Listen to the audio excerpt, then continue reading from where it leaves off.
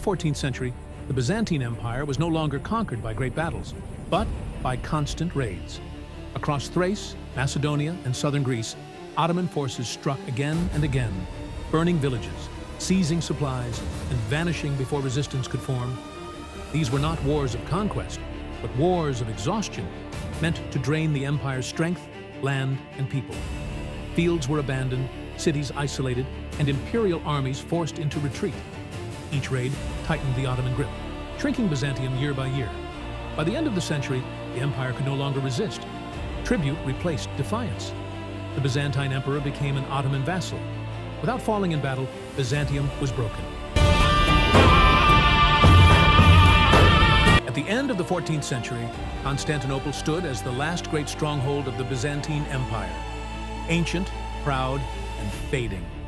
In 1394, the Ottoman Sultan Bayezid the Thunderbolt encircled the city, sealing its land and sea routes, determined to break the empire that had once ruled the world. Fortresses rose along the Bosporus, supply lines were cut, and year after year the city endured hunger, fear, and isolation. Inside the walls, Emperor Manuel II prayed, negotiated, and begged the West for aid, while Ottoman forces tightened their grip. For 8 long years, Constantinople survived, not by strength, but by time. In 1402, fate intervened. Bayezid was defeated in the east, and the siege was lifted. The city had survived, but its final fall was only delayed.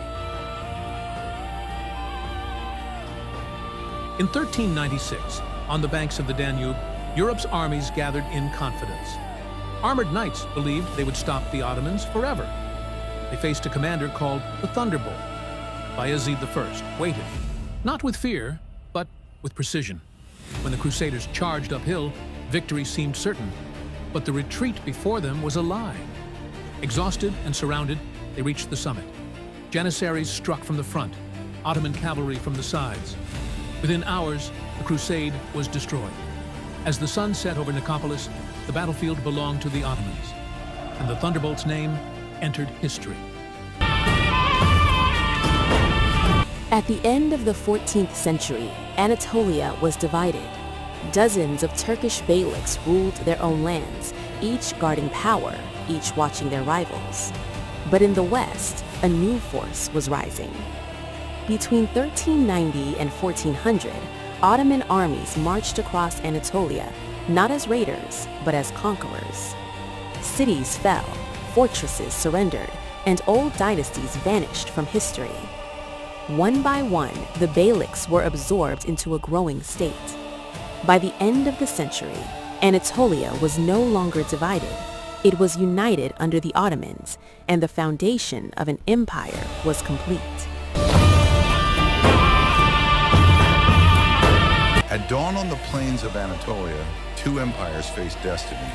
Sultan Bayezid, the Thunderbolt of the Ottomans, stood unyielding before the greatest conqueror of Central Asia, Emir Timur.